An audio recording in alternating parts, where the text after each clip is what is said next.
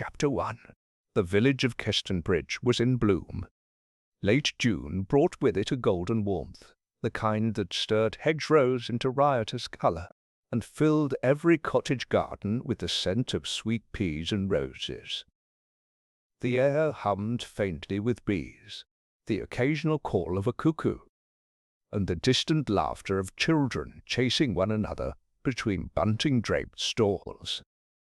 It was the day of the annual summer fete, held on the grand lawn of Marple Mansion, a pale stone Georgian house that crouched behind tall, ornate iron gates. Once a dilapidated estate, it had been painstakingly restored over the past 3 years by its new owner, Mr. Julian Enderby, a man of uncertain background but significant means. Locals speculated plenty. Some believed he'd made his fortune in foreign trade, tea perhaps or tobacco. Others whispered of less savoury enterprises. But no one could deny he had brought life back to the old estate.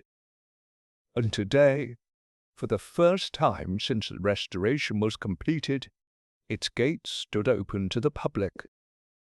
Among the milling villagers was a slight, silver-haired woman in a lavender straw hat. Miss Jane Marple, seated with quiet dignity beneath a cherry tree beside the tea tent. She sipped cautiously at a cup of tepid Darjeeling and observed the bustle around her with the mild expression of someone content to be overlooked. To those who didn't know her, she appeared no more than a pleasant old lady with a fondness for church socials. But those who knew her, truly knew her, tended to speak of her in hushed tones when murder was afoot. Today, of course, there was no such thing, just a perfectly ordinary fate. Miss Marple watched as Mrs. Ivy Turnbill, the vicar's wife, hovered near the sponge cakes, nervously adjusting the tablecloth for the 4th time. Mr. Enderby stood nearby in conversation with Councillor Roger Billings, gesturing with a theatrical ease toward the mansion behind him. His voice carried, just slightly. All done with entirely local craftsmen, mind you. Lime plaster, ironwork, even the chimney stacks. One must preserve the spirit of the thing. Roger Billings chuckled, though there was a stiffness to his shoulders. He, like others, bore a complicated relationship with Mr. Enderby. The newcomer's wealth made him both useful and insufferable. The fete moved along its familiar rhythm. Raffles, lemon drizzle slices, hand-knitted potholders. Children darted around the maypole. The old and young wandered between stalls. And then came the scream. It came not from within the crowd, but from near the entrance gates. High-pitched and sharp, it stopped the violin music mid-note and froze Mrs. Turnbill in mid-pour. A hush fell. Miss Marple stood, pressing a gloved hand lightly to her chest. She moved without haste, but with purpose, weaving her way through murmuring knots of villagers until she reached the front path where the sound had come from. There, standing as if turned to stone, was Edie Glenham, the Enderby maid.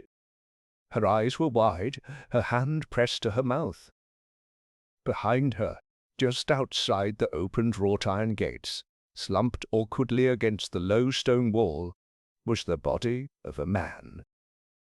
He was not local, that much was clear immediately.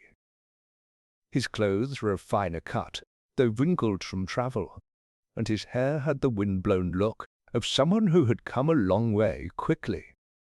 His left shoe had come off, revealing a sock with a hole in the heel. But what struck Miss Marple most was his stillness. Not the theatrical sort of fainting stillness one might find at dramatic moments, but the real, irrevocable stillness of death. Inspector Cray arrived with surprising speed.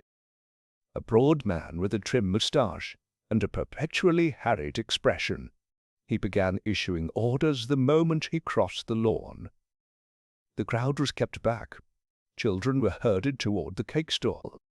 Someone fetched a rug to cover the body. Miss Marple stood quietly near the vicar's garden gate, watching. "I don't suppose anyone recognizes him?" Cray asked the gathering of villagers. Heads shook. A few mumbled guesses. "Was he a guest?" Cray pressed. "Did anyone see him inside the grounds before this?" Again silence. Only then did Julian Enderby push forward, pale now beneath his carefully combed hair. "I've never seen him before," he said slowly.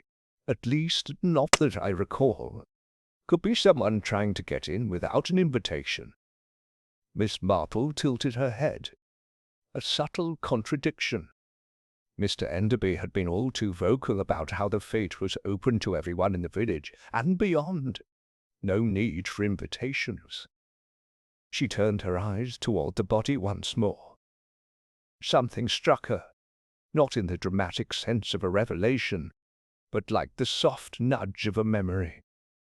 The angle of the man's hand, the way his fingers curled toward the gatepost. Inspector Cray was already speaking of heat-stroke, exhaustion, perhaps a weak heart. He'd send for the local doctor, of course, but there was no great panic. A tragic incident, yes, but not necessarily foul play. Not yet. Miss Marple touched the vicar's arm lightly. "Dear Reverend, might I trouble you for your guest list?" He blinked at her. "Guest list? For the fete?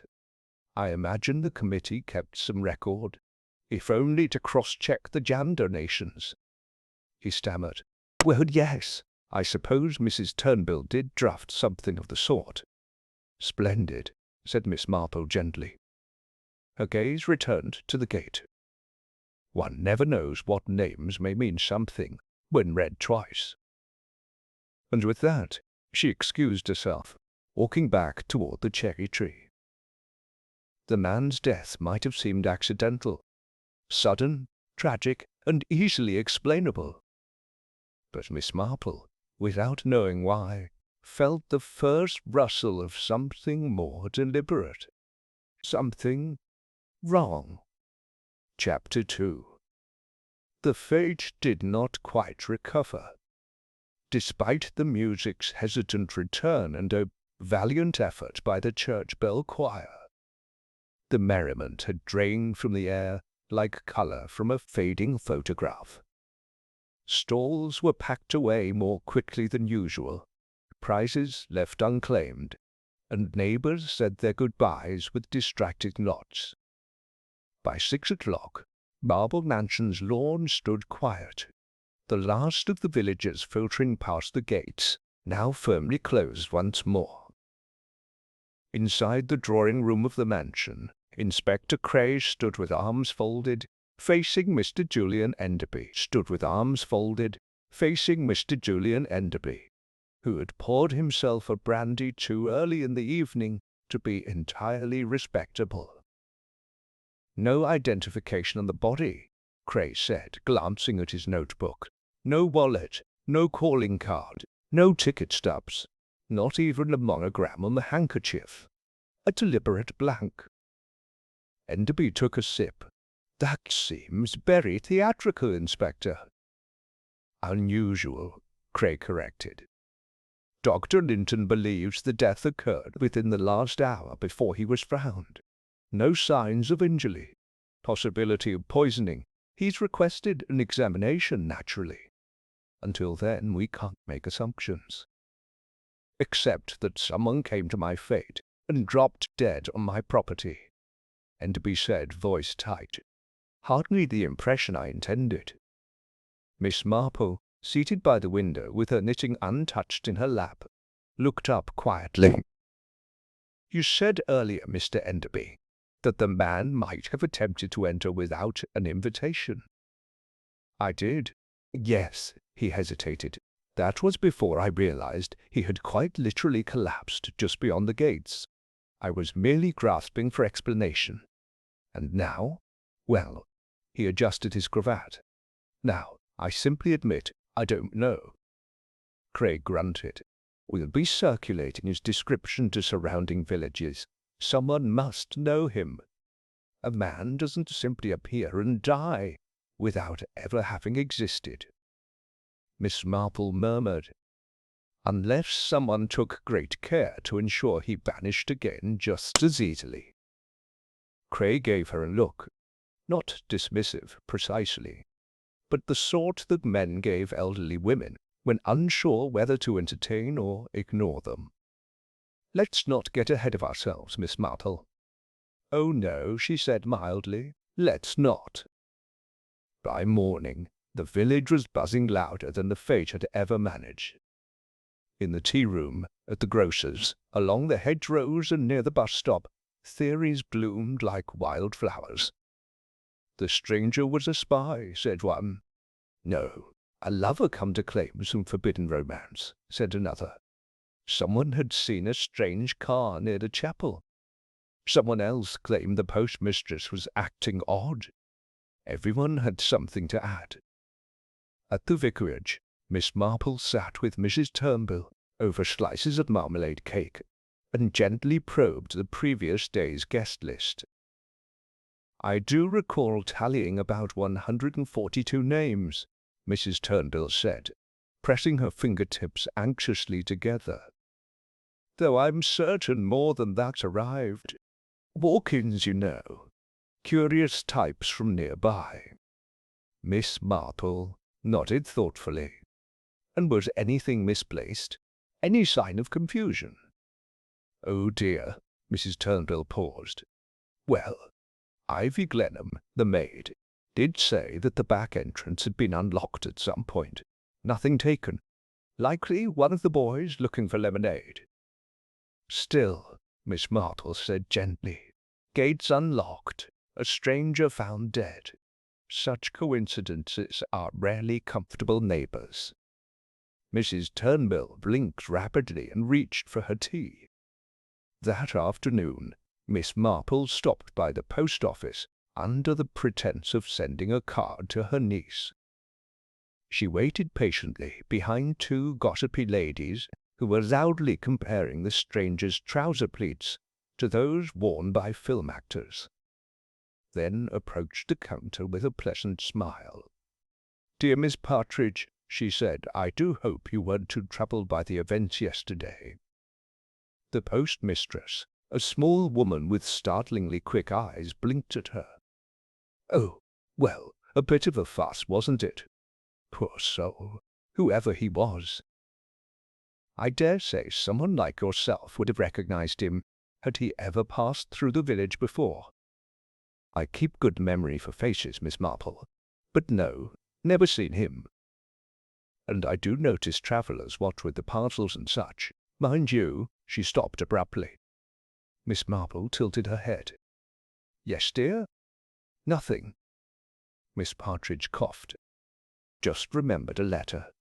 Nuisance of a thing. No return address. Came through yesterday morning before the fete. Odd paper. Who was it addressed to?" She hesitated. "I probably shouldn't say."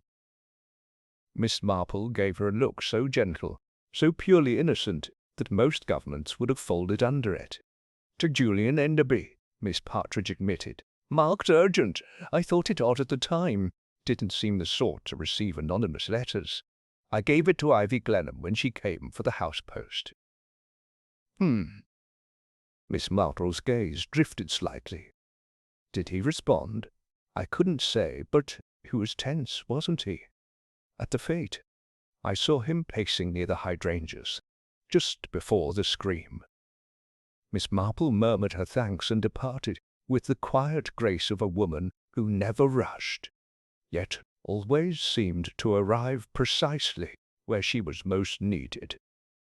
Meanwhile, Julian Enderby sat alone in his study, the curtains drawn despite the afternoon sun. His fingers twitched restlessly at the arm of his chair. The letter lay folded in his desk drawer. He had not burned it. He had told no one it existed, yet somehow he felt exposed. The dead man's face haunted him, not because he recognized it, but because he almost did, as if from another time, another country even, or perhaps another life. There had been no signature on the letter, just the words, "I'm coming, you know why?" Enderby closed the drawer. He had buried so much already. So much that ought never to have surfaced again. And yet, here it was. That evening, Miss Marple hosted a quiet tea for her friend Mrs. Bantry. Beneath the clinking of porcelain and the scent of raspberry jam, their conversation was unhurried. "I don't suppose you believe it was natural causes," Mrs. Bantry said, buttering a scone with fierce concentration. "Not precisely," Miss Marple replied. "The poor man was not elderly. No signs of distress until, poof, collapse. It's possible, of course, but the absence of identification suggests intent, and intent suggests fear. Fear of being recognized, or of having something revealed." Miss Marple sipped. "Either on the part of the deceased, or on the part of someone else." "You suspect Mr. Enderby?" "I find him interesting," Miss Marple said lightly. "Like a lock with a strange key. He says he didn't know the man, but he did not look surprised." Mrs. Bantry shivered. "How do you always see these things?" Miss Marple smiled, brushing a crumb from her sleeve. "Years of village life, my dear. People repeat themselves. Only the motives ever change." Chapter 3. The day after the fête's shadowed end, a soft drizzle settled over Keston Bridge.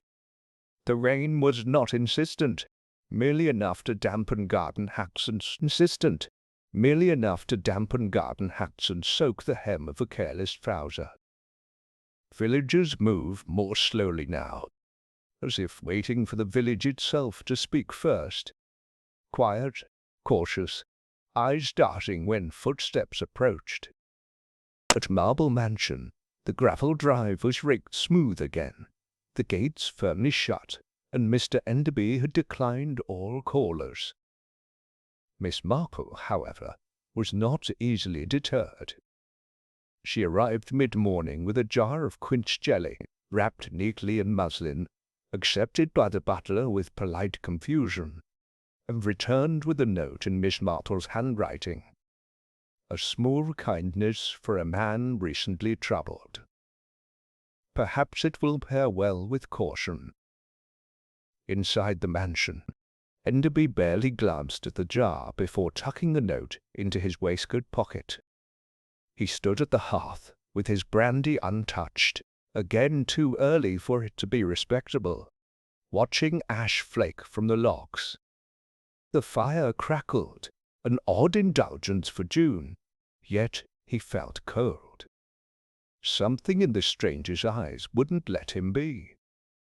Inspector Cray arrived just before noon, his shoes squeaking slightly from the wet garden path. "No results from the description, Mr. Enderby," he said without preamble.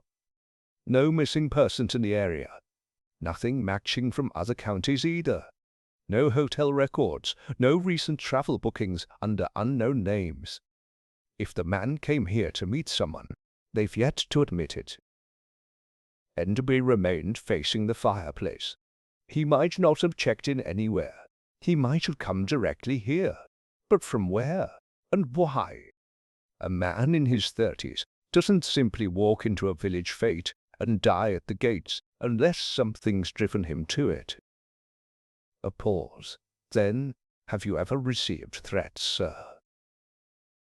The question was sudden, a jab in otherwise neutral air. Enderby's shoulders stiffened. "Number I haven't." "You're quite sure?" A beat too long before he replied. "Of course." Cray noted the delay, but said nothing. Instead he glanced toward the small table near the window. A letter opener lay beside a crystal dish of stamps, unused, pristine. I assume you keep your correspondence. Some, Enderby said shortly. Anything of importance? I'd like to see what you received in the last week. The man turned at last, something hard flickering behind his eyes. Inspector, are you accusing me of something? Cray offered a weary shrug. Not yet, but a stranger died on your property, under unclear circumstances. He carried no identification, and so far, no one knows who he is. And you're the only one who's lied to me. Enderby's jaw twitched. Then, with a tight breath, he crossed to the writing desk, unlocked a lower drawer, and pulled out a single folded paper. No envelope, no return address, just 3 lines in heavy black ink. I'm coming. You know why. The gate will be open. Cray stared at it for a long moment. Why didn't you tell me this yesterday? Enderby's voice was tight. Because I hoped it wasn't connected. And if it was, it meant something I'd rather not admit. Which is, that the past has found me. By late afternoon, the village had settled into its uneasy rhythm once more. Rain beaded softly along the shop windows. At the seamstresses, Mrs. Penrose was overheard whispering that Julian Enderby had once been involved in a duel in Morocco, though whether pistols or daggers were used remained unclear. At the Green Hare pub, someone claimed to have heard him speaking fluent Russian under his breath.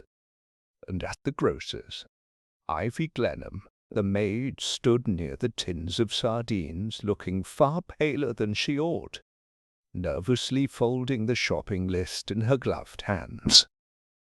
Miss Marple, gathering marmalade biscuits, glanced over and offered a soft smile. Ivy, dear, how kind of you to brave the damp. Ivy tried to smile back. Just errands, miss. The master, Mr. Enderby, likes things punctual. You must be rather busy, what with everything that's happened. Ivy hesitated. It's not my place to say, really. Of course not. But sometimes in a household, one notices things simply by being present. Miss Marple's gaze remained soft. Was he expecting someone before the fete? Ivy fidgeted with the edge of her coat sleeve. He was in the study longer than usual that morning, closed the door and lit the fire. Odd, that. Then, when I brought the post, he took it without a word. Normally he chats, tells me if the butter's off or if the cream's too thick. So you noticed a change? Ivy nodded slowly. He looked like he'd seen a ghost. Miss Marple tilted her head. Did anyone else visit that morning? No one came to the front, but... Her voice dropped. I thought I heard voices outside by the side path, just briefly, and then a thump. But when I looked, there was no one. Miss Marple nodded thoughtfully. Sometimes fear makes people clumsy. I didn't say he was afraid. No, Miss Marple said gently, but you felt it. That evening, as clouds broke briefly and painted the village in gold-tinged gloom, Miss Marple sat once again beneath her parlour lamp, with a single sheet of notepaper before her. She wrote 2 names, Julian Enderby and unknown stranger. Below them she listed letter with threat fire, lit in June. Stranger without ID gate open, ashes in study hearth. She paused, then added, gate will be open, implies prearranged meeting. And underneath, someone wanted the body to be found, but not known.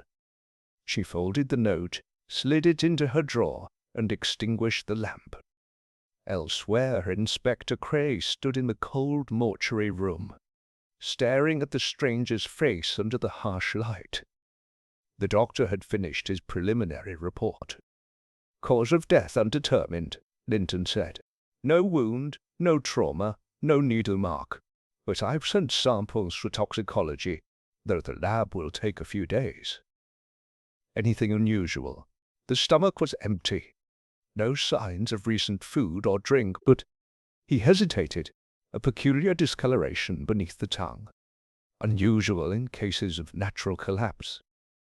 Cray's brow furrowed, suggesting poison. Possibly. Fast-acting, untraceable maybe, though that's rare. Cray looked down again. A stranger with no name, no food in his stomach, but a message promising arrival.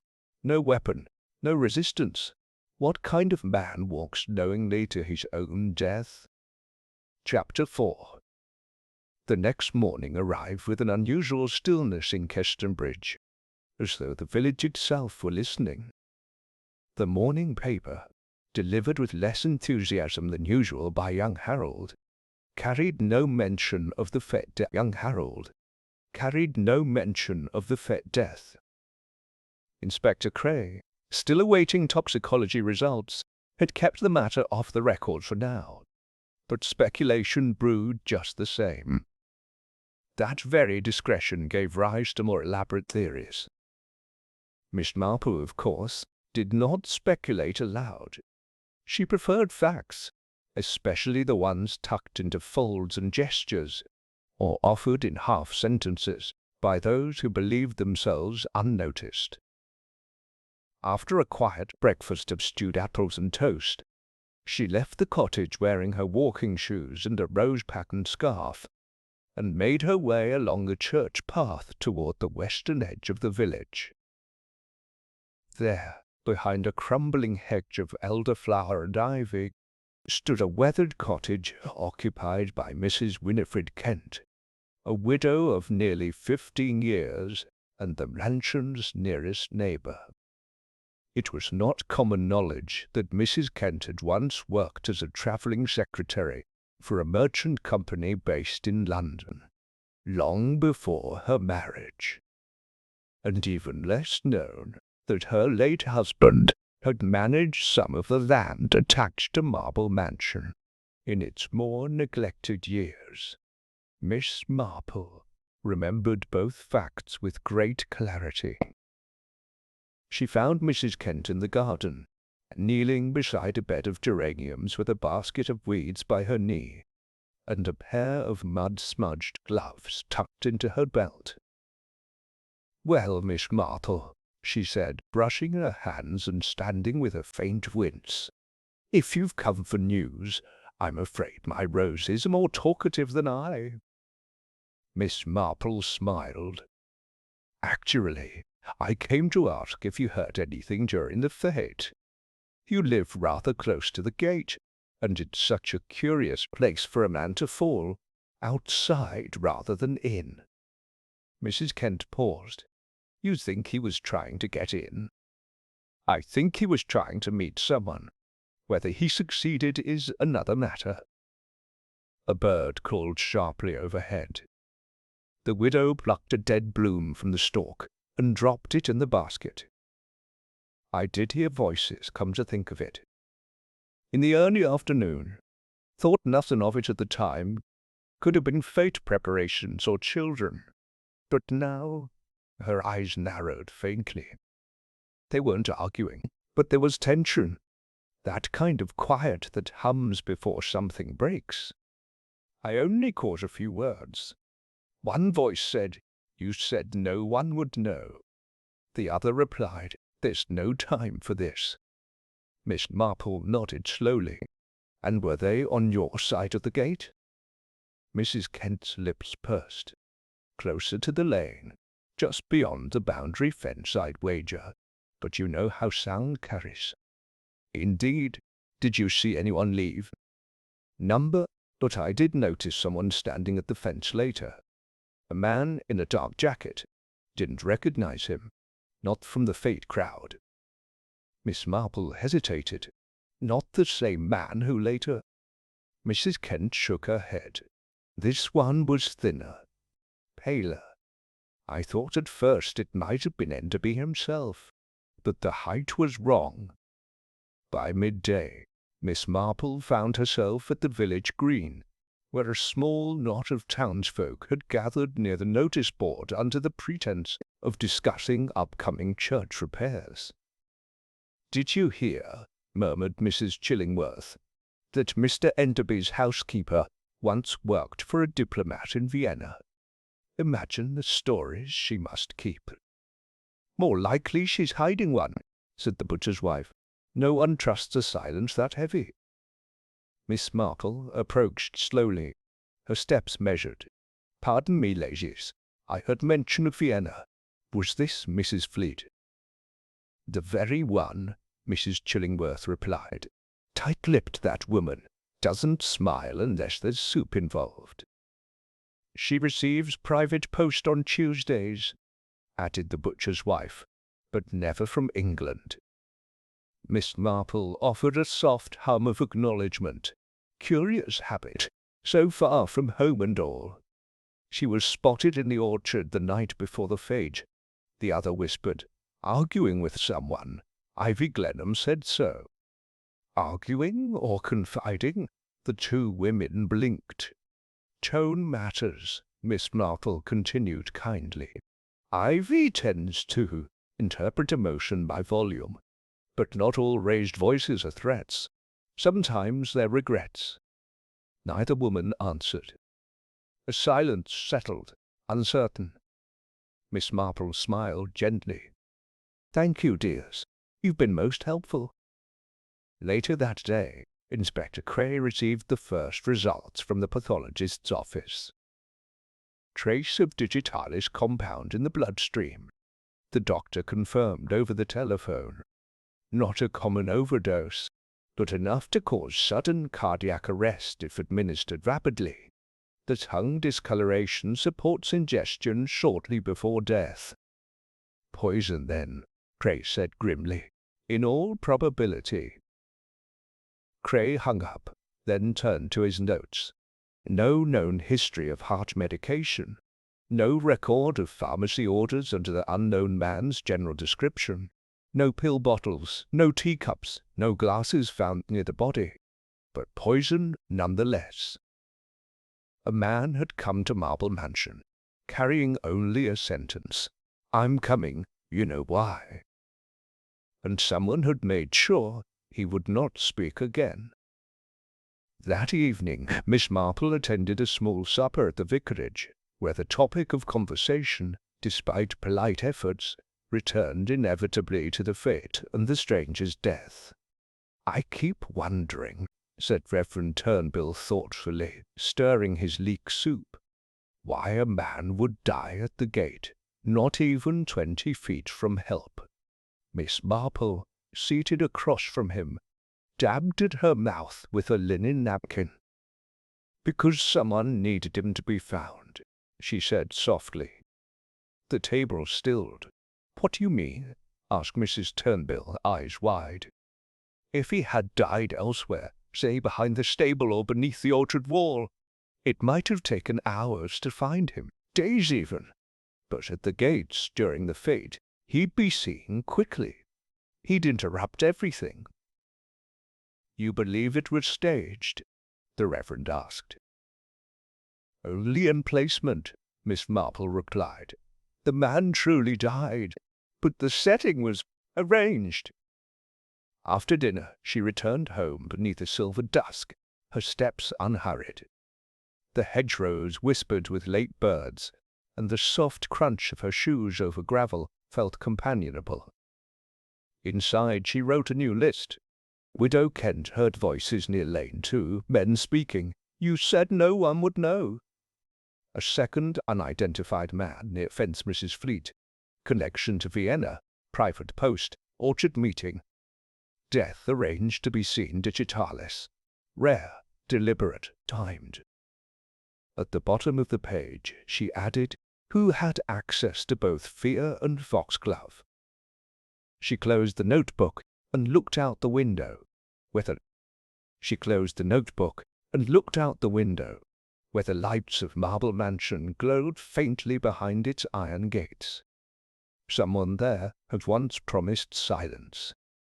But silence, Miss Marple knew, was never permanent. Chapter 5. The following morning brought with it a curious hush, an unspoken anticipation that hung over Keston Bridge like mist over the downs. Birds still chirped, milk bottles clinked against doorsteps, but conversations were lower, glances sharper. It was Ivy Glenham who delivered the next ripple.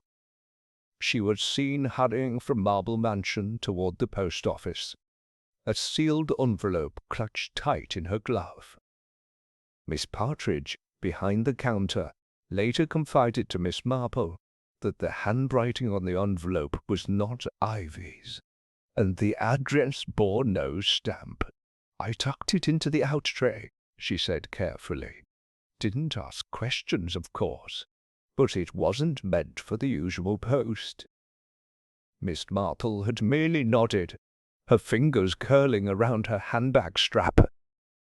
A hand-delivered letter passed quietly to the postmistress, unmarked by any official seal. Such things rarely meant nothing. At 11:30, Inspector Cray arrived at the cottage. "I've received the toxicology report," he said grimly. "It was digitalis, concentrated, a calculated dose." Miss Marple offered him tea, which he refused, and a chair, which he accepted with a reluctant grunt. "There's more," he continued. "I went through the deceased's clothing again. No wallet, as we know, but tucked into the lining of his coat, well hidden, was a pressed flower." Miss Marple blinked. "A flower?" "Foxglove," Cray said, "freshly cut, wrapped in a torn piece of music manuscript." She tilted her head, curious. "A message of sorts, wouldn't you say?" He frowned. "Possibly, but to whom?" Miss Marple folded her hands. "Music, you say? Then perhaps it's time I paid a visit to Miss Lydia Ambrose." Miss Lydia Ambrose had once been a concert pianist, her talent derailed by an injured wrist and the war's disruption. Now she taught piano to children in the afternoons and hosted chamber quartets in her parlor once a month, weather permitting. She lived in a modest ivy-covered cottage on Elm Row, her hands still graceful despite age, her eyes sharp behind round spectacles. Miss Marple arrived bearing a jar of pickled beetroot.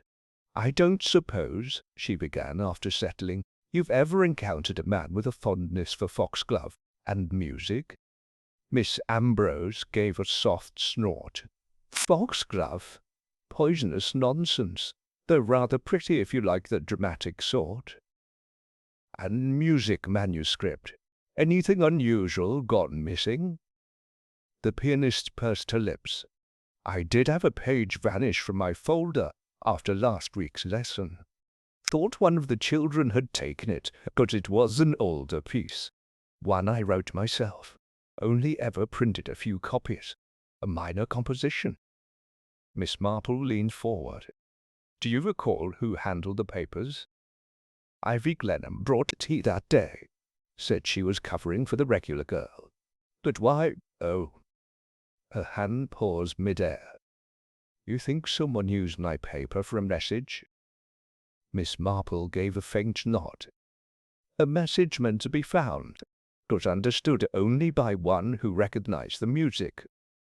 That evening, under the growing hush of twilight, Miss Marple walked the outer lane near the vicarage. From there, she could see Marple Mansion through the trees, its windows darkened, its walls pale against the gathering dusk. Behind the orchard wall, a movement caught her eye. A man, slender, wary, stepped between the trees and disappeared behind the shed. She did not pursue him. She merely observed the path he had taken. It led nowhere useful, except to the boundary fence behind Mrs. Kent's cottage. At the Green Hare that night, the mood was uneasy. Villagers whispered near their pints, voices tight and close to the wood grain. "Did you hear," muttered Mr. Sedgley, the retired station master, "that Enderby's real name isn't Enderby at all?" His companion raised an eyebrow. "Then what is it?" "No idea. but someone said he used to go by a different name. Foreign, maybe. Something you'd change if you wanted to forget. Nearby, Miss Marple sipped her lemonade quietly. That was the second mention of reinvention, and the third time the name Vienna had cast a long shadow. The next morning, Miss Marple returned to Marple Mansion, uninvited, but greeted by Ivy with a weary sort of resignation. "I'll let Mr. Enderby know you've come," the maid said, voice thin. Miss Marple touched her arm lightly. "There's no need to announce me just yet. I've only come to see the rose garden." Ivy blinked. "The roses, miss? They're said to be magnificent this time of year."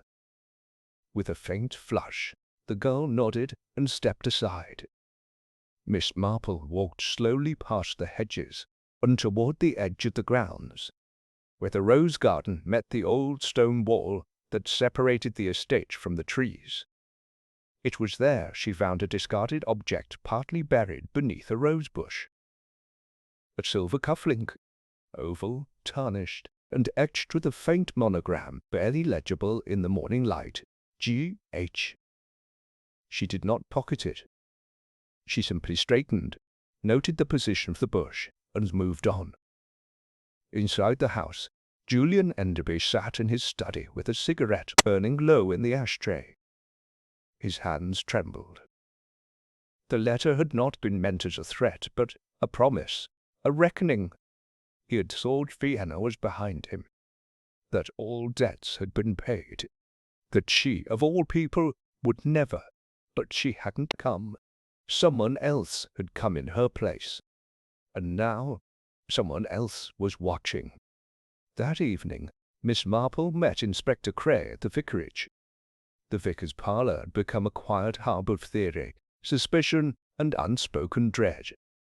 "I found a cufflink," she told Cray, "near the rose garden, monogrammed G.H., not Enderby's number, but the design is European, Viennese, perhaps." Cray leaned back. "You're saying this all ties to Vienna? I believe someone followed a trail that was meant to stay buried. Someone came with an old grievance, and someone else made sure they'd never speak of it." "Then who's G.H.? "I think," Miss Marple said gently, "that might be the man who was supposed to die." Cray's brow furrowed. "Then who did?" Miss Marple looked toward the darkened garden. "That, Inspector, is the question someone desperately wants us not to ask." Chapter 6.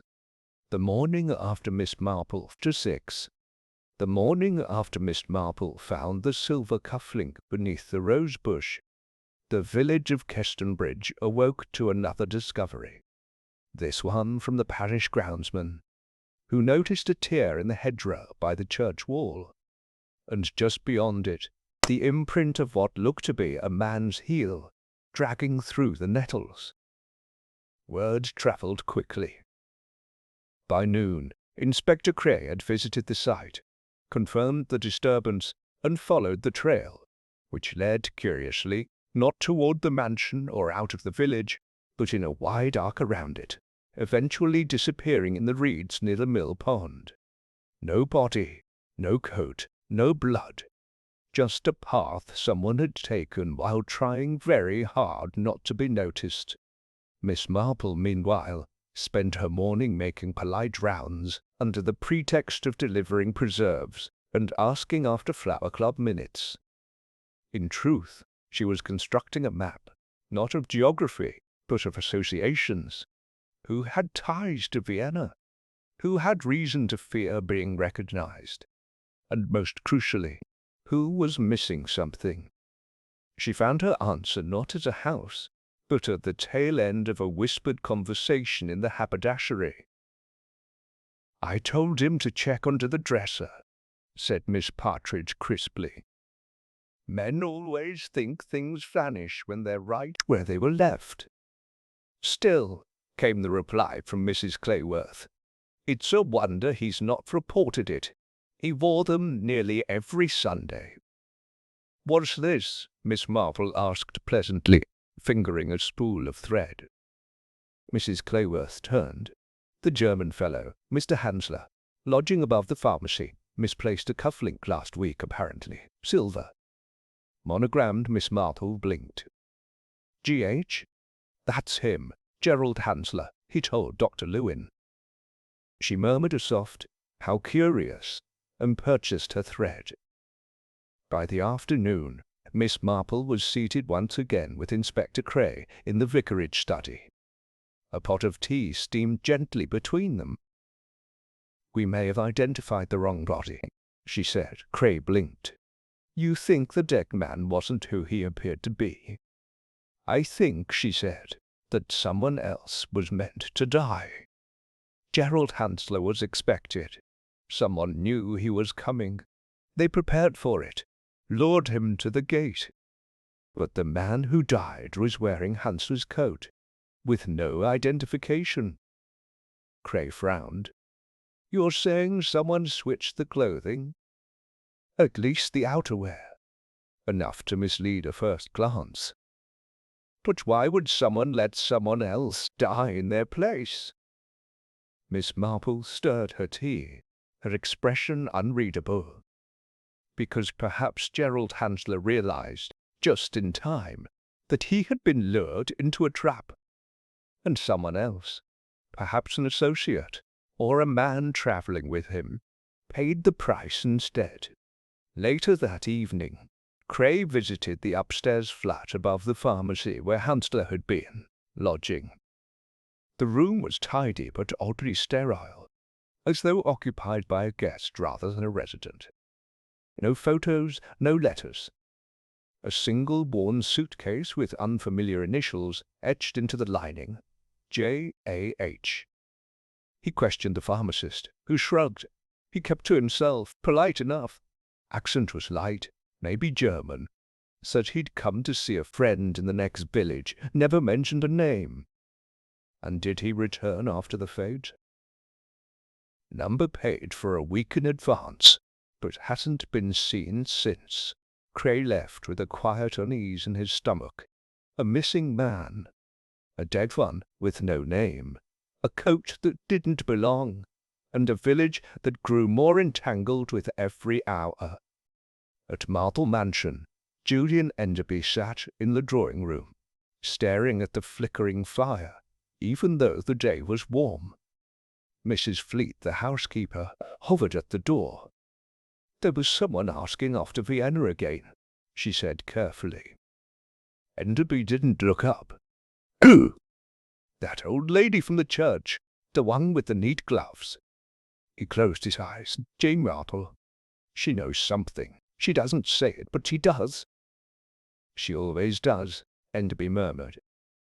Mrs. Fleet hesitated. She asked about the cuff-link. His eyes opened. "She found it." "I believe so." He nodded slowly. "Then it begins again." The next morning, Miss Marple returned to the vicarage with an idea that had begun forming late the night before. A memory, half-formed, of a newspaper article clipped and saved in a drawer. She had recalled the name Gerald Hansler, not from the village, but from a piece she'd read 3 years prior. She sat with Reverend Turnbull in his study and asked to use his modest library. "I believe," she said, "that Mr. Hansler was involved in a court case in Austria. Something about stolen assets." The Reverend fetched the file of European press clippings he collected from mission newsletters and old foreign affairs papers. And there it was. Gerald Hansler indicted in missing diplomatic funds scandal. Former attaché linked to embezzlement ring flees Vienna ahead of inquiry. Miss Marple tapped the article lightly. "The real Gerald Hansler vanished 3 years ago. But if he came to Keston Bridge, it was not to hide. It was to settle something." "Perhaps with Mr. Enderby," the vicar offered, "or with someone even closer." By evening, Ivy Glenham was gone. She left without a word, her bed unslept in, her clothing drawer empty. A note lay on the kitchen table of Marple Mansion. I tried to help, but I can't be part of this any more. Miss Marple read the note alongside Cray. She held it delicately, as if it might bruise. "It's not a confession," Cray said. "No," Miss Marple replied. "It's a withdrawal. She saw something or learned something that made her realize who the true target was." "You think Ivy helped Hansler escape?" "I think she warned him," Miss Marple said gently. "Perhaps the dead man was traveling with him. A courier, a messenger, or someone else fleeing a secret. And Enderby?" Miss Marple looked toward the dark mansion. "He is hiding more than a past. He is hiding the truth about a man who should have died at his gate, and did not." Chapter 7. The sun returned reluctantly to Kestonbridge the following morning, spilling thin light over hedgerows heavy with dew. But the warmth brought no comfort, only clearer visibility for an ease that had long been hidden. Ivy Glenham's disappearance was the talk of the village, though officially no one called it that.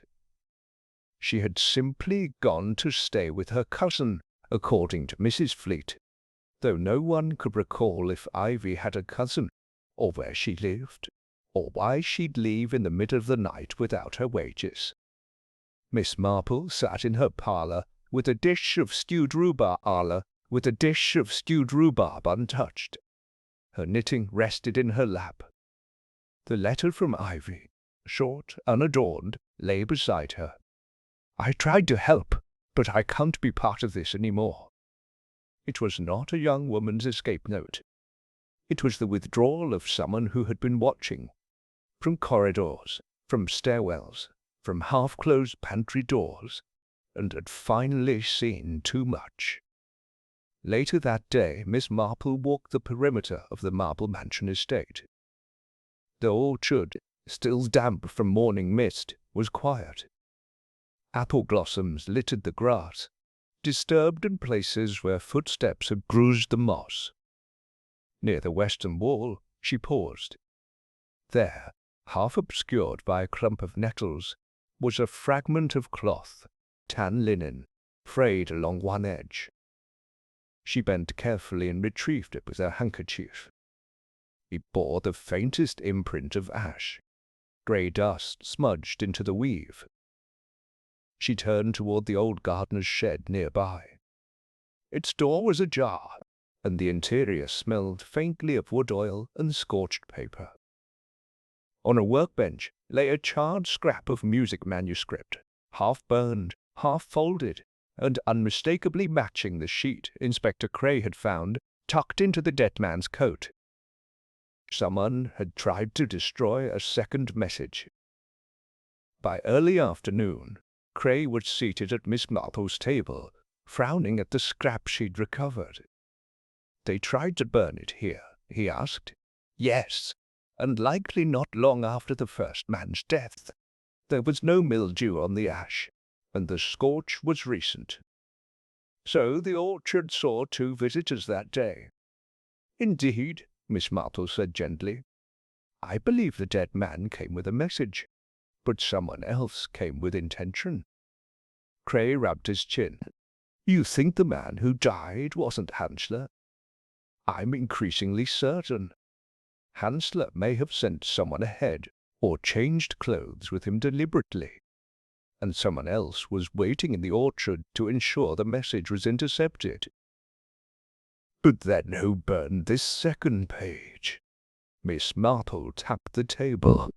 "Mrs. Fleet or Mr. Enderby? Possibly both." At Marple Mansion, Mrs. Fleet had gone uncharacteristically quiet. When Inspector Cray arrived to question her, she stood stiffly in the back hallway, her apron perfectly pressed, her eyes slightly glazed. "I've worked for Mr. Enderby for nearly 4 years," she said. "He's a good employer. Private, yes, but not unkind. Did you know Ivy Glenham had left? Ivy made her own decisions. Did she tell you where she was going? Mrs. Fleet hesitated. Number, but I'm not surprised she left. Why? Another pause. She asked questions about Vienna, about the guest who never arrived. It made Mr. Enderby unsettled. Did he ever mention Gerald Hansler to you? I heard the name. Once. He said it like someone spitting glass. Whatever history lies between them, it is not one either man wanted remembered. Cray leaned in. Did you burn the letter in the orchard? Her chin lifted, but her voice cracked. Number, but I saw it was gone the next morning, and I saw ash on the heel of his boots. Enderby's? She said nothing. That evening Miss Marple visited Lydia Ambrose once more. The pianist greeted her at the gate, surprised. I've been thinking, Miss Marple said lightly, about that missing sheet of music. Do you still have the original? Miss Ambrose nodded. Yes, why? I believe someone used your manuscript as a cipher, an encoded message only someone with musical knowledge could interpret. The older woman blinked. Her message in music. The foxglove pressed in with the page. It wasn't just symbolic. It was literal. Someone meant to say, this is poison, hidden in beauty. Miss Ambrose led her to the parlour and retrieved the sheet from a case in the drawer. As Miss Marple examined it, her eyes rested on 3 circled notes, EGD, each marked in faint red pencil. A signature, she murmured, or an accusation. Those aren't part of the composition, Lydia whispered. Not my hand. Miss Marple folded the page gently. Number, I believe they were added by someone desperate, someone who knew they wouldn't have time to speak. Just before nightfall, Reverend Turnbull arrived at Miss Marple's cottage with a telegram. His hand trembled slightly as he passed it to her. It came via the regional station, addressed to you. She opened it slowly. From H. Safe. Not Gerald. Watch the housekeeper. Gate was for me. Miss Marple read it twice. Ivy, she said softly. She warned him in time. He fled, but the wrong man still died. Turnbull looked shaken. Then the killer is still here, Miss Marple nodded, waiting, watching, and growing nervous. That night, Cray stood outside Marple Mansion's gates with 2 constables. Inside, Julian Enderby drank alone in the study. The fire was unlit. He no longer paced. He sat, unmoving, eyes fixed on the darkening windows. The letter burned, he thought, had returned to haunt him. And now, Ivy's absence gnawed at him like an open wound. He did not hear the creak of the floorboards behind him. He did not see Mrs. Fleet step into the room. She held something in her hands, not a tray, not a letter. A folded page of manuscript, edges scorched, but the red markings still clear. You should have let it end, she said. Julian turned slowly. It did end, he said, years ago. Not for them, not for me. He opened his mouth to speak, but she was already gone, slipping into the corridor, her silhouette vanishing down the servants' stairs like a ghost, retracing old steps. Chapter 8. Mrs. Fleet did not sleep that night. She remained in the small servant's bedroom tucked at the rear of Marple Mansion, seated on the edge of her neatly made bed, hands resting on her apron as if waiting for orders that would never come. The scorched manuscript, its musical staff warped by fire, lay on the table beside her. When dawn broke over the hedgerows, she rose, folded the page in silence, and placed it carefully in her pocket. Inspector Cray arrived early, summoned by a note slid beneath the station door. Come before breakfast, backstairs. F. He found her waiting by the servant's entrance, face drawn, eyes dry. "You're ready to talk?" he asked. She nodded once, then led him through the narrow passage that curled upward behind the grand staircase. The wood was worn smooth from years of quiet footfalls. "I've worked for men like Mr. Enderby before," she said softly. "Men who buy houses to forget who they used to be. Men who buy houses to forget who they used to be." Cray followed, saying nothing. She paused at a landing halfway up. A small window overlooked the orchard. Beyond it, the gate was just visible, rusted slightly at the hinges. He met Hansler once, in Vienna, back when he wasn't called Enderby at all. He was a liaison for foreign securities. I don't know all the details. I wasn't his housekeeper then. "You worked for Hansler?" Cray asked sharply. "No," she said, her voice distant. "I worked for a woman who died because of them." Cray frowned. "My sister, Elena." She was a translator, fluent in French and German, caught between their dealings. She trusted both men. One betrayed her. The other disappeared. They called it suicide. "And you followed him here?" "I followed him nowhere. I was already here when I saw the name change in the foreign registry. I stayed because no one else could see what was coming." She looked out the window, eyes far off.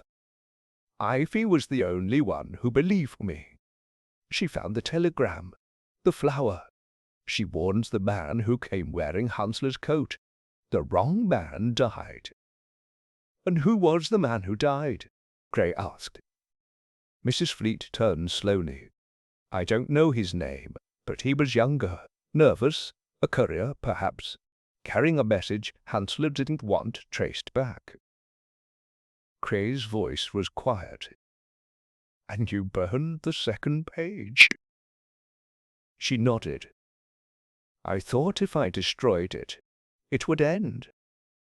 But it didn't. Meanwhile, Miss Marple was already up and walking the east side of the green, her straw hat tied neatly beneath her chin. She carried no handbag this time, just a folded note in her palm. It was a list of initials. JAHEGDF. She had decoded the circled musical notes the night before, EGD, and matched them to Elena Gabriel Düring, the woman mentioned in an old Austrian inquest she had read years ago. It had gone largely unnoticed in the English press, except by those who paid attention, and Miss Marple always paid attention. She found Lydia Ambrose tending to her hollyhocks behind the cottage. "I wondered," Miss Marple said gently, "if you remembered a Viennese music academy called École d'Hiver." Lydia's eyes widened. "Why, yes, very exclusive. I applied once, long ago, but didn't get in. Why?" "Elena Düring studied there." The colour drained slightly from Lydia's cheeks. "Oh, you knew her?" Lydia hesitated. "Not well, but yes, briefly. She was luminous, terribly clever. There was a concert in Vienna. She played flute. I remember because Gerald Hansler sat in the front row." Miss Marple tilted her head. So they knew each other. More than that, they were close, but there was always something behind it, something cold. I think she feared him. And Julian Enderby was there too, but under another name, I believe, not Enderby. By midday, Cray and Miss Marple sat again in the vicarage. Rain threatened outside, tapping lightly at the windows. She admitted to burning the note, Cray said, but not the killing. Claims she was only trying to stop more blood. Miss Marple nodded slowly. "Mrs. Fleet may not have poisoned the man, but she knew who did." Cray frowned. "Then who?" She answered quietly. "The person who opened the gate." At Marble Mansion, Julian Enderby lit another cigarette, with hands that trembled more now than ever. He had spent the morning in silence, eyes fixed on the carved clock that ticked hollowly above the mantel. When the knock came, he did not answer, but the butler showed Miss Marple in regardless. She stood before him calmly, her expression unreadable. "You never meant to kill anyone," she said gently. He gave a short laugh. "That's generous of you. But you knew he was coming. The letter made it plain." Enderby nodded. "I thought I could handle it. Buy him off, or threaten.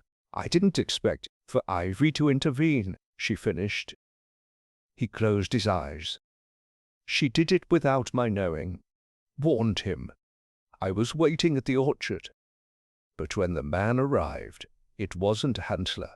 It was someone else. I saw him hesitate, then collapse." "You didn't try to help?" "I panicked," Enderby whispered. "By the time I reached him, he was gone." Miss Marple studied him. "You arranged the meeting. You opened the gate, and someone else, perhaps someone watching, ensured the dose was already in his shield, drink, or on his lips. Poison, subtle and precise." He said nothing.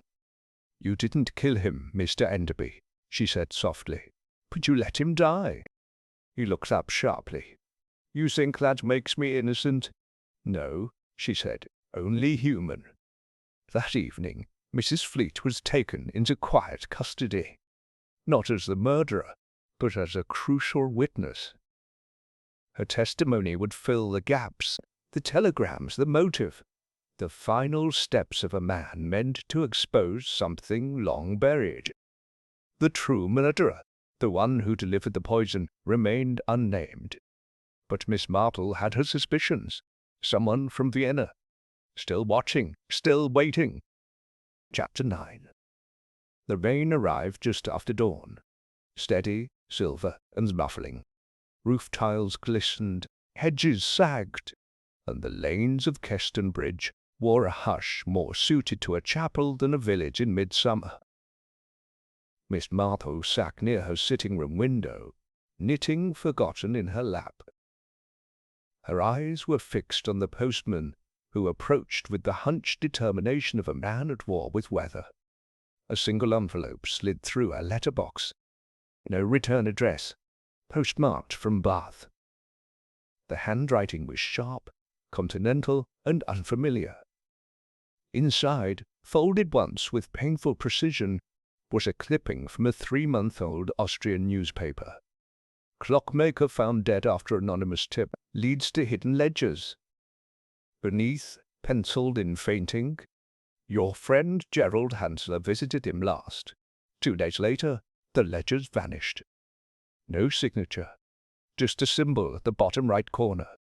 A stylized letter, M, barely larger than a smudge. Miss Marple read it twice, then rose with quiet purpose. By mid-morning, Inspector Cray sat beside her in the vicarage once more. His coat was damp, his temper more so. "A new letter," he muttered, scanning the clipping. "Someone's feeding you pieces of the truth." "Or luring us toward it," Miss Marple said softly. Cray looked up. "You think this M is the one who poisoned the man at the gate?" "I think M has been circling this village since before the fete. Watching, waiting for a chance to intervene, or to eliminate." Cray tapped the clipping. "The clockmaker. The clockmaker in this article. Was he connected to Hansler?" "Very much so," Miss Marple replied. "He managed timepiece records and fine repairs. But he also, allegedly, kept ledgers, shadow accounts, quiet payments from men like Hansler, and perhaps Enderby. And the ledgers are missing, as is the man who likely carried them, our unidentified victim." Cray sat back, shoulders tight. "So now we have a killer, still unnamed, possibly foreign, possibly still in the village." "And not for long," Miss Marple added. "They've completed their work." The Green Hare pub was nearly empty that afternoon. A few locals played cards quietly by the fire. Lydia Ambrose sat at the bar with a book and a brandy, her fingers drumming a soft rhythm. Miss Marple entered, shook off the rain from her sleeves, and sat beside her. Lydia looked up. "You've come to ask me something, haven't you?" "I wondered," Miss Marple said lightly, "whether you'd heard of a woman known only as Morella, or just M. She worked with travelling orchestras across Vienna and Prague. Some say she was a singer. Others say she handled documents." Lydia went still. Then she turned slightly, her voice barely above the clink of the glasses. "I heard of her. Once. She wasn't a singer. She was something else. A courier, I think. She passed through without ever arriving. People said she dealt in secrets. Did you ever meet her?" Number, but Eleanor Doering feared her. "That name again." Miss Marple nodded slowly. "Then I believe she may be here. Now." Lydia looked over her shoulder. "But why?" "To tie up loose ends," Miss Marple said, "and ensure no one speaks Eleanor's name again."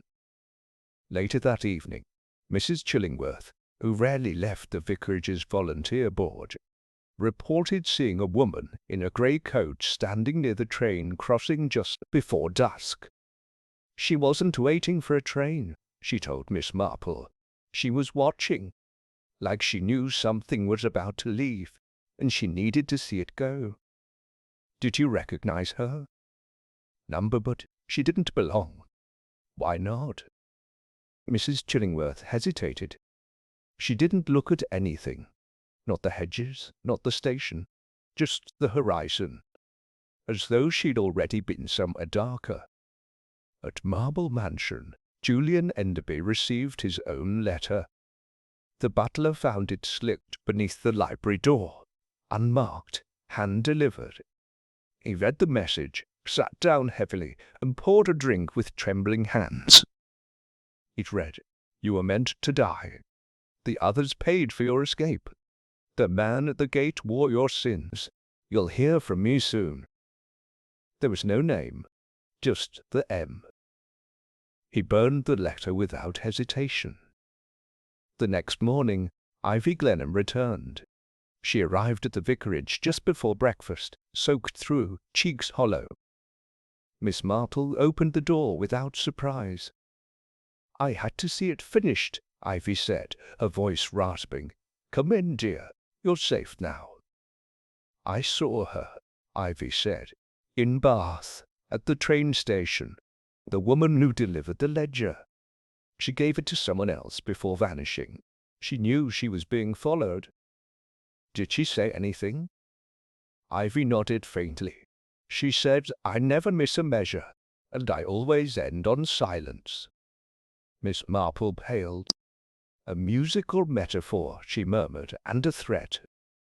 Inspector Cray spent the day verifying train records and interviewing ticket vendors. No one recalled a woman matching Ivy's description of M, but in the baggage records, a parcel had been logged under the initials ED, Elena Doering. It had been forwarded to a solicitor in Zurich. No one claimed it. Inside, it would later be discovered, were 3 volumes of hand-copied ledgers, notes of payments, and a list of names, many long dead, others newly changed. At the bottom of the first volume, someone had written, "This is my voice. Let them never sing again." That night, as rain fell again over Keston Bridge, Miss Marple sat with her notebook beside the fire. She listed the facts. A man died at the Marple Mansion gate. Poisoned. He wore Hansler's coat. Hansler vanished. A second message was burned in the orchard. Mrs. Fleet confessed knowledge, not guilt. Enderby opened the gate but did not kill. Ivy warned the intended victim. M observed, possibly acted. Ledgers reappeared in Zurich. At the bottom of the page she wrote, "Mirella." The silent measure. She closed the book, her face calm. and then she whispered aloud, to no one at all, "Justice, though quiet, still walks." Chapter 10. The rain subsided by morning, leaving the streets of Kestonbridge washed clean, as though the village itself had sighed in relief. But beneath the glistening hedges and puddle-speckled lanes something weightier lingered. An invisible pressure, a sense that the game, once quiet and slow, was now quickening. Miss Marple stood by her garden gate, eyes on the post road, watching as Ivy Glenham was escorted to the local constable's office, not as a prisoner, but as a witness who had walked a treacherous edge and survived it.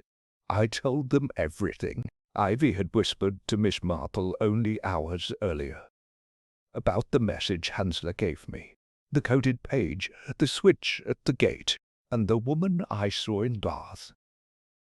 "And the ledger?" Miss Marple had asked gently. "I never saw it directly, but I think it was meant for her, for Morella. She wasn't there to kill Hansler. She was there to recover what he stole, or to ensure it didn't end up in anyone else's hands." "And the man who died?" Ivy had hesitated. "I think he was sent ahead, a decoy or a shield, and when Morella realized he wasn't Hansler, she let him die anyway," Miss Marple finished quietly. Inspector Cray reviewed the reports late into the morning. There were no fingerprints on the envelope delivered to Enderby. No trace of Morella in any lodging house, no ticket stubs, no name under M, no trail.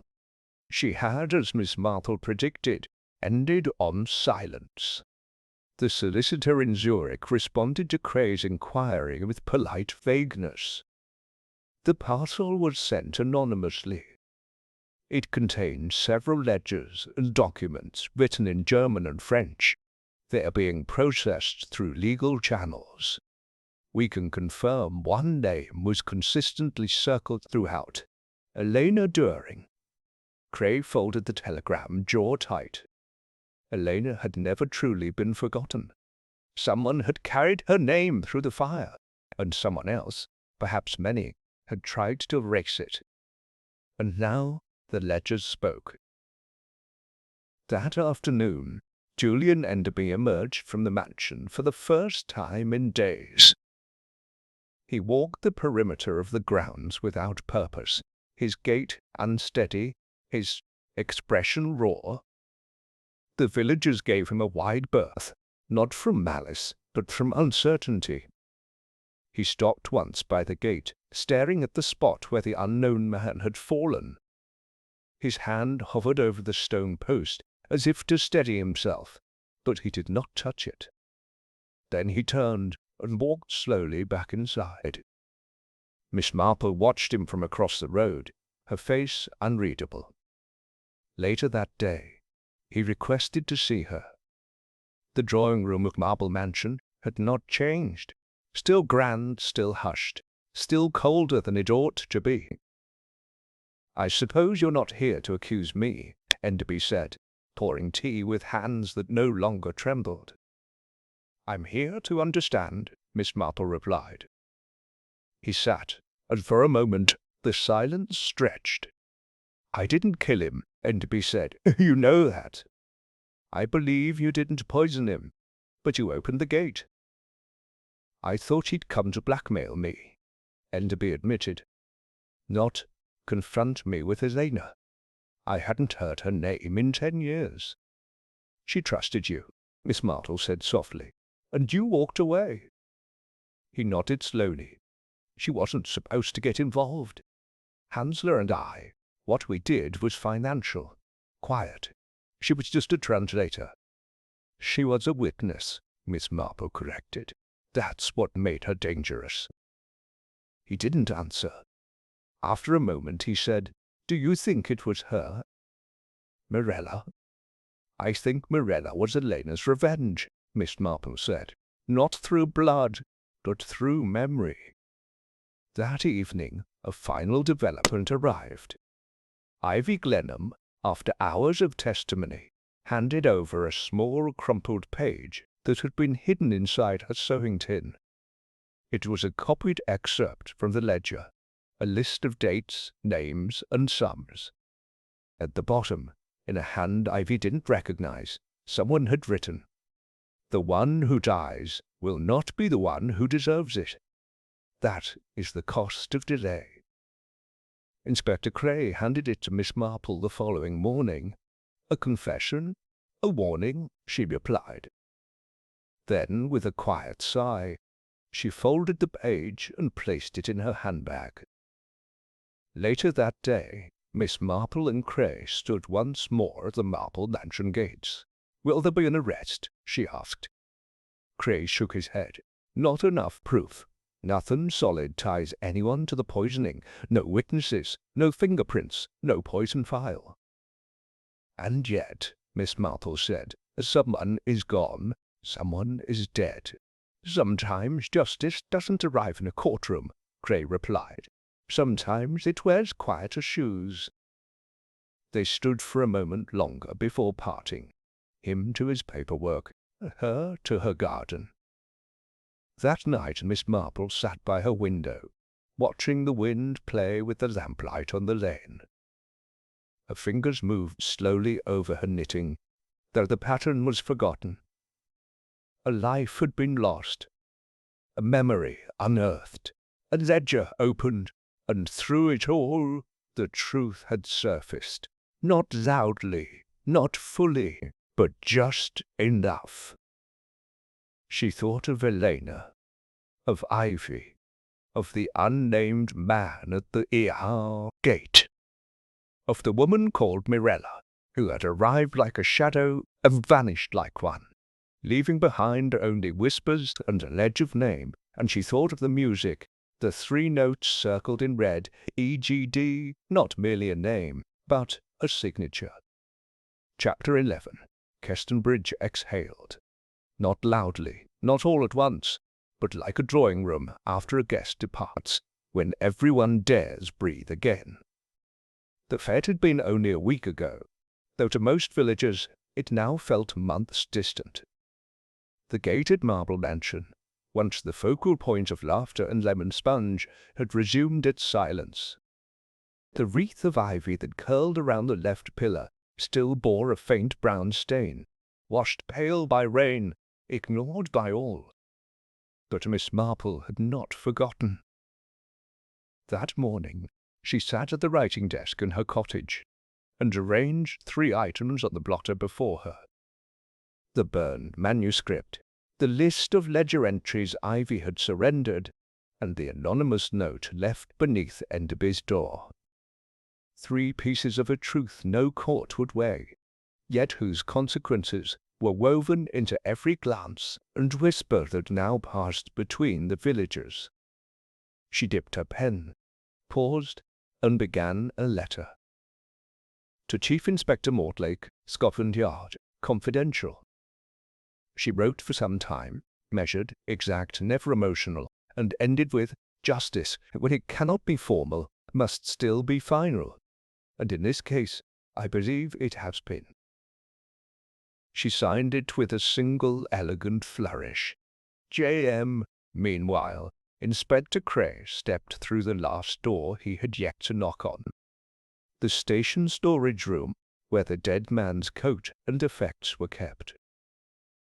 The coat was still draped over the back of a chair, stiff now, faintly perfumed with tobacco and something fainter beneath.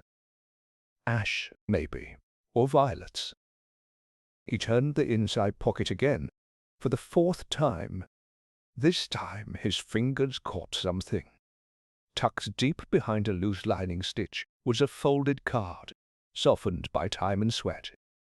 He removed it carefully and unfolded it. It was a calling card, blank except for one line. For Elena. Your silence mattered. No name, but written in the same hand as the anonymous notes, small, deliberate. He stared at it for a long while, then tucked it back where it had been. Whatever Mirella had meant to erase, she had also meant to remember. Ivy Glenham left the village 2 days later. not in shame nor in fear, but in the quiet manner of someone who had completed their part in something far larger than they understood. She carried no luggage, but held a letter addressed to a solicitor in Zurich, and a bundle of pressed wildflowers Miss Marple had given her before she left. "Something to remind you," Miss Marple had said, "that even the most dangerous stories begin with something blooming." Ivy had smiled and wept at once. Julian Enderby also prepared to leave. By the week's end, he handed the mansion's keys to a London firm that specialized in discreet estate transitions, sold several pieces of furniture to the Ambrose sisters, and quietly settled his affairs with the vicar. "I've decided," he told Reverend Turnbull, "that it's time I stopped pretending I'm a man who once did good things." "You can still begin again," the vicar said kindly. But Enderby shook his head. "Number, I can only step aside and let better people speak." He didn't say goodbye to Miss Marple. But he left her a note, tucked into a library book she'd once admired. "You asked if I regretted. I regret not listening sooner. J.E. Lydia Ambrose, returning home late from a piano lesson, found a small envelope tucked into her postbox. No stamp, no address. Inside, a music sheet, unsigned, unfinished. 3 red circles again marked E.G.D. But this time, at the bottom, beneath the clef, someone had scrawled, "She sang." They tried to silence it, but the notes remain. Lydia pressed the page to her chest and closed her eyes. She knew, without knowing how, that this would be the last of Mirella's messages. At the Green Hare, the old crowd resumed their card games. Mrs. Clayworth had resumed gossiping about flour shortages and the peculiar habits of the butcher's cat. The Fed's drama, though not forgotten, had become muted, tucked safely under layers of speculation, like a letter in a box too fragile to open often. Only Miss Partridge, at the post office, still glanced twice at every envelope with a foreign postmark, just in case. On Sunday, Miss Marple walked through the garden gate of the vicarage and sat with Reverend Turnbull under the arbour. "There are no more questions?" he asked gently. "Oh, there are always more questions," she said, "but the right ones have been answered. And the wrong ones will stay unanswered, because they belong to the dead." Turnbull looked at her curiously. "You believe the woman, Mirella, was justice?" "I believe," Miss Marple said, "that she was the final instrument of a song that had been muffled far too long." The vicar nodded. "A melody for Eleanor." "And a warning for the rest," she replied. That evening, alone by her window, Miss Marple lit a single lamp and opened her notebook one final time.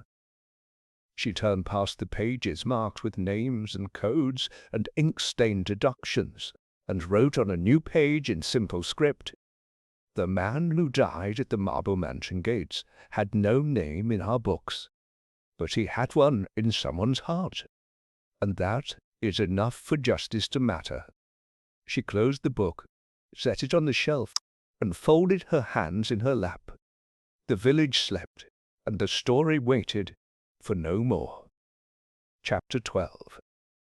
The final days of July arrived with a softness Kestonbridge hadn't known in weeks. The sky brightened, the breeze returned to the hedgerows, and the scent of honeysuckle drifted lazily through open windows. But beneath the peaceful air, something deeper had settled. Closure, though delicate, and touched with the weight of truth. Marble Mansion stood empty now. Its gates, once so ceremoniously opened for the fete, had been chained by the new caretakers, and the windows shuttered in pale linen. Already, The village children had begun to invent stories about what had occurred behind those high hedges. A secret poisoning, a ghostly woman, an unspeakable affair. All the ingredients of stories meant to survive through whisper and wonder. Miss Marple, for her part, remained silent on the matter. She sat in the vicarage garden once more, facing Reverend Turnbull, a cup of cool tea before her, and a letter in her lap. "You're certain it's her?" the vicar asked. Miss Marple nodded. "The handwriting matches the note found in the lining of the coat, and the message is unmistakable." She passed the letter across the table. It had arrived that morning, unaddressed, but slipped into her gate just after dawn. It read, "You saw what others would not. Elena's voice has been restored. Let the others rest now. There will be no more music, M." "Do you believe she's gone?" Turnbull asked softly. "I believe she has finished," Miss Marple said. "She was not a woman of violence, but of precision. She did not kill for vengeance, but to prevent further silence." He frowned, thoughtful. "It troubles me, Jane, that we may never name the victim, never find his family, that he died under another's name for another's sins." She looked down at her tea, then back up with a steady gaze. "Sometimes the story isn't in the name, it's in the choice. He chose to carry the message, knowing what might await him. His death wasn't random, it was willing." "And Enderby?" "Gone to live with his shame, I expect. That may be the heavier sentence." At the police station, Cray filed his final report. The case was marked unsolved, at least formally. Cause of death: digitalis poisoning, undetermined source. Victim: unidentified male, presumed non-local. Circumstantial links to a historical financial scandal involving European diplomatic agents. No active suspects. He signed the last page with his usual flourish, then paused before closing the file. He added a line. Surviving witness statements suggest the death was part of a deliberate act to suppress international evidence. One name recurs: Elena Doering. He filed it under the heading Marble Mansion Incident. Status concluded. Ivy Glenham sent a single postcard from Bern 2 weeks later. It bore a watercolor of a mountain and 3 short lines. They opened the ledger. They saw her name. "I feel her peace now." Miss Marple placed the card in a drawer with a pressed foxglove bloom and did not speak of it again. Lydia Ambrose, ever the quiet custodian of what had passed, hosted a piano recital the following month. The guests were few, mostly villagers, but the final piece she played was a delicate waltz, marked EGD in faded pencil. She didn't explain it. She didn't need to. And as for Miss Marple, well, she returned to her walks through the lane, her tea with the vicar's wife, her meticulous garden routines. Life went on as it must, with small pleasures and small troubles. But every so often, when the light fell a certain way across the rose petals, or a breeze stirred her lace curtains just so, she would pause, because she had once again seen that most dangerous truth of all, that human nature, when stirred by fear, by shame, by grief, will do terrible and beautiful things, that secrets breed in shadows, that justice does not always wear a uniform, and that sometimes it comes on quiet shoes, and writes its own name in the margins of ledgers long thought forgotten.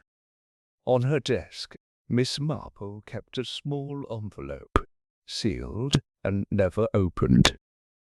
It bore a single word on the outside: enough. She never spoke of it, but she kept it just the same.